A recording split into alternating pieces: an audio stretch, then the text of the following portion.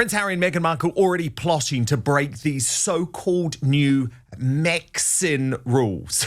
Because, of course, Megxit was never going to last, given they aren't making any money. So they did this new deal with the British royal family with Alison Boshoff, revealing the Sussexes have agreed to a whole load of respectful guidelines when they're in the UK. And that's the reason why the king decided to reunite with them and his grandchildren. But of course, they weren't able to stick to these rules. They aren't planning to stick to these rules. And according to Taz, has already dismantled this whole Megxit. It just doesn't have the same ring, does it? This whole Megxit scam. Sorry. But before we bring Tash in, let me show you the new revelations which prove these rules are just a joke, because Harry and Meghan are never going to stick to them. First, Tom Sykes on the Royalist podcast with Alison Boshoff revealing that there is a camera crew coming for the Invictus Games. It's always for the Invictus Games, isn't it? Yeah, right. Watch.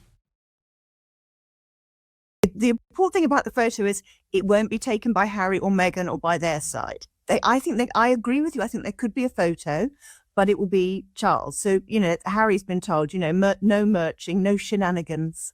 Okay, so that means no, here's our camera crew. There is a camera crew who will be following him at Invictus, by the way. Oh, yeah, I'm told. But, yeah, there could easily be a photo. And it will be a sweet photo. And, who boos a 5-year-old? Nobody. You have to be a monster, right? I mean, the kids, if the kids are in the picture, you can't actually go there. Even the people who really heartily dislike Harry and Meghan, and there are a lot of them, I don't think you can boo a picture of a grandfather with his grandchildren. And it gets worse. A camera crew also expected to be in tow for this visit with the children, we believe, if they do end up coming, to Princess Diana's gravesite at Althorpe. The other thing about the camera crew that I've heard, because then there's this proposed trip to Althorpe, which is closed on the 10th and 11th of July, because I've been told repeatedly that there is indeed a 30th anniversary Diana documentary coming. So it seems to me like they'd be minded to try and grab some B-roll of them all going on the boat over to the island to visit the grave. I mean, of course, we had that very melodramatic description of Meghan visiting the grave in Spare, where Harry goes away and she communes with Diana's spirit, and he comes back like 10 minutes later and she's kneeling on the grave with her hands on the memorial. But Tom, were you not moved by that? I'm amazed. I was it moved. Was presented in a kind, in all seriousness, it is an awful tragedy, but it was presented in a very Middleton way. So, Tash, according to this new reporting, already this Megxit deal is a joke, because we're talking about a camera crew for the Invictus Games. They always say it's for the Invictus Games, but also a camera crew for Althorpe. So the idea that they're coming to the United Kingdom and this is a private visit and it's not just a content farming operation for them, I think is total rubbish. Fresh Harry and Meghan updates every single day. Yes, the ones the Montecito Mafia and MSM don't want out there. Subscribe to Outspoken for daily royal coverage. It's completely free. Yeah, I do as well. I've never thought it's about reconciliation. I think it was, I still do not believe that the children are coming. That's just my personal feelings. I do believe that the children are being used, obviously, with Harry's latest attempt to force the hand to give him the security that he wants, because I believe Meghan and Harry are coming to film content. I think she'll come. But I think they're coming to film content for a documentary. There's something going on behind the scenes. They know that their only thing that's ever brought in decent money has been to do with the royal family. There's all of this drama that's come out of nowhere. They are the masters behind it. They're the ones pulling the strings. They're the one releasing the operational notes and pulling the plug, in the same manner that we had the Kardashian Gate photo scandal. You know, once the horse is bolted, it's no point closing the gate. And that's exactly what they've done. So I think they are coming over for content.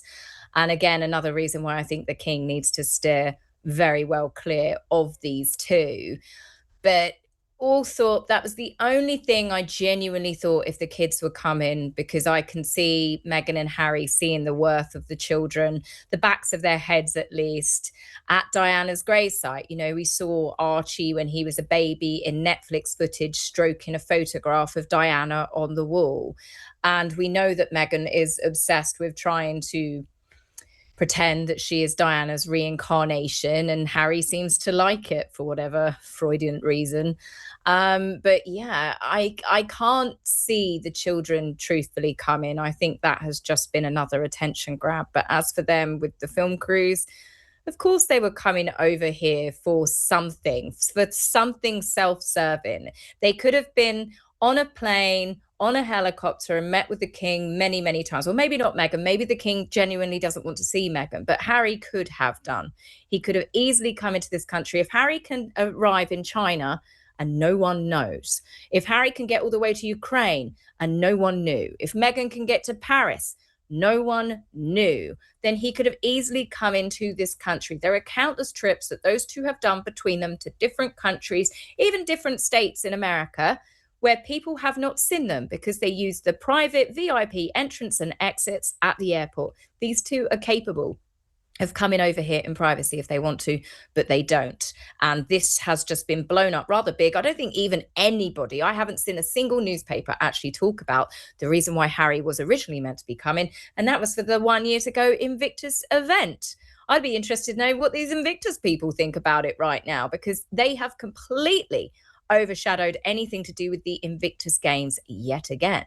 But Harry is the founder, as he keeps calling himself, so I don't really see that they're going to change anything about this. But I do think this is going to be another nail in the coffin, as it were, for Invictus, because more and more people are just beginning to see it for what it is, and it has become very much the Meghan Markle show. Yeah, and it's a circus. And Tash, you're completely right, because for so long I have been saying there is such a simple way for Harry and Meghan to bring the children. It would be at Balmoral over the summer. It could all be done in total privacy. Private jet to Aberdeen, that short journey. And remember, Harry made that journey after the late Queen Elizabeth II's death with no issues whatsoever, into protection at Balmoral. No one would know, no one would see, and actually no one would care. But it's not about that. It's not about that. It is all about emotional blackmail to try and secure him the security forever, because then he can come and go as he pleases, and not just here. If he gets it here, the problem is he gets it everywhere. I know this because I know former politicians in the UK who have reached the top levels.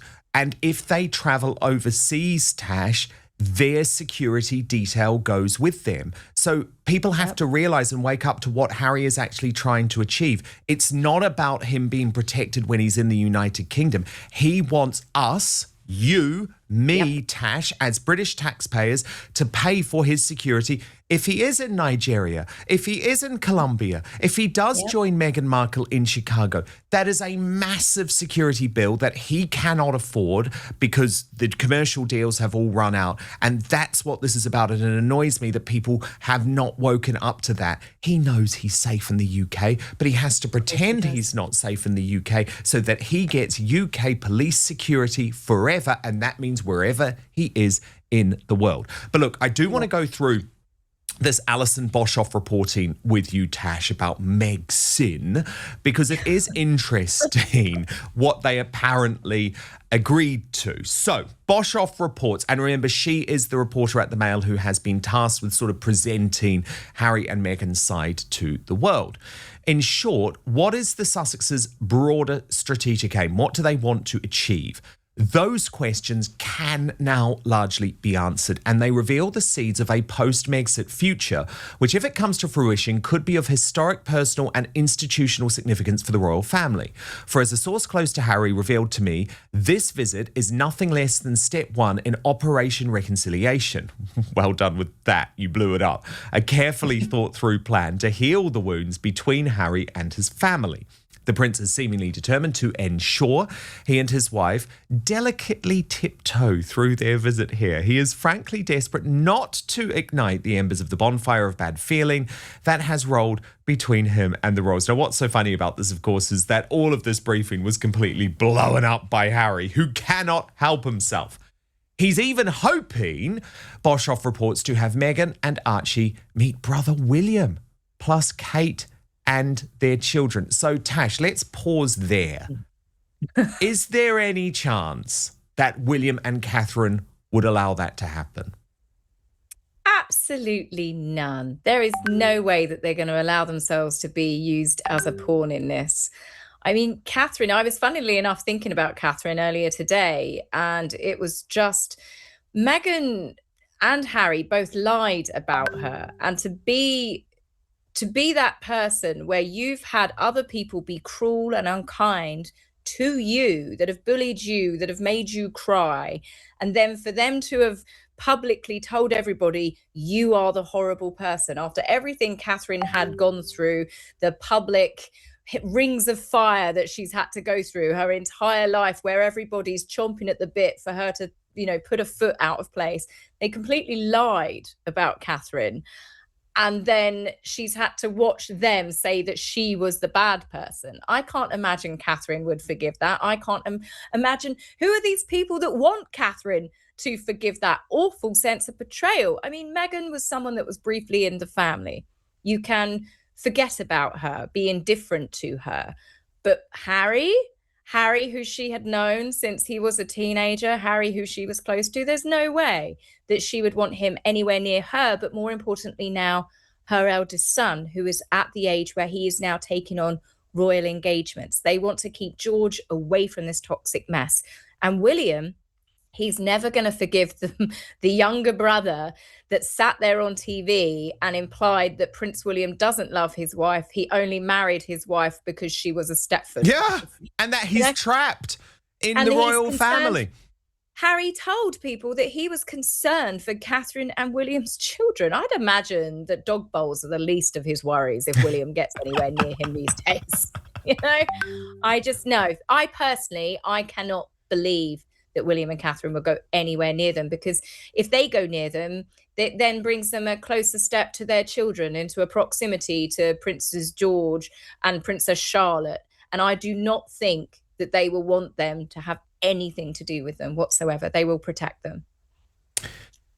So Boshoff goes on. First and foremost, though, Harry is aiming for a complete reset of his relationship with his father, with friends saying it is likely a stay is still being planned for the Sussexes at Sandringham. The visit will be strictly private, no cameras, no subsequent Instagram posts, no revelations and interviews afterwards. I mean, again, the same promise was made. Yeah, because the same promise was made during the last visit. And remember, Harry was briefing to Us Weekly within about 4 days. A source close to Harry told Boshoff, Charles has let him know that he is really looking forward to seeing his grandchildren. Harry is looking forward to the visit and to building bridges. That is what everyone wants. It was decided months ago that he would be coming with the children and with Meghan as well. The conversation started in January. Harry said that he wanted to come over with Meghan and the kids for Invictus and proposed that the palace could support them. The view was that he would have to ensure that all of the family part of the visit remained private. He agreed to that in a heartbeat. The way he has conducted himself since then has led to confidence in this new version of Harry. He has changed a lot since Megxit. He has grown up. Waves of damaging scandal, however, followed Megxit. We know that. Oprah Winfrey, Netflix, Spare. Now, according to friends of Harry, a new idea has taken hold, which will see he and Meghan free to flog jam and make speeches for cash while they are in America, but treated as cherished members of the royal family when in the UK. The price for that is an assurance that there won't be any commercial activity when over here. At least that's the new deal as Harry sees it, and he is keen to keep to the terms when he arrives on July 6th. A source close to the prince said Harry is determined to play this one with a straight bat, by which I mean that there will be no commercial activity around this visit. That goes for him and Meghan. The source adds that Harry believes the royal family's stance on commercial activity has shifted considerably, not over everything, but there is recognition in senior circles of the court that activities in the UK and the US are different. There is some acceptance that in the UK he can act as a semi-working royal as long as there is nothing commercial going on here. In the US, he is a gun for hire and can take the money. In the UK, he will not. Apparently, Harry doesn't think that it completely undoes the terms of Megxit, but he is optimistic that it might allow him and his family to move beyond the outcome of the Sandringham Summit, which has so and only toxicity.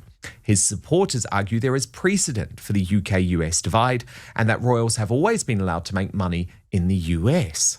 This more nuanced position seems to have been made possible by gentle diplomacy by some of the King's advisors. Harry's supporters point out that former diplomat Theo Rycroft, deputy to the King's private secretary Sir Clive Alderton, is more amenable to making peace than Alderton and other advisors. Harry's friend reveals there is much closer cohesion between their teams. This is a well-planned visit, which is a result of that improved working relationship. The source said it was so far from where the royal family wanted to be, seeing family moments seemingly commercialised and thinking they might turn up on Netflix. But Tash, we already know they're breaking the terms of this deal. Meghan might be operating was never out of America, but the announcements that we have seen over the course of this week have been tied to what's going on in terms of the UK visit, like when she posted that email about summer entertaining just after it had emerged that she was here. And then how do you get around the fact that there are still going to be camera crews with them capturing the moments in the UK? It just feels like this agreement doesn't add up.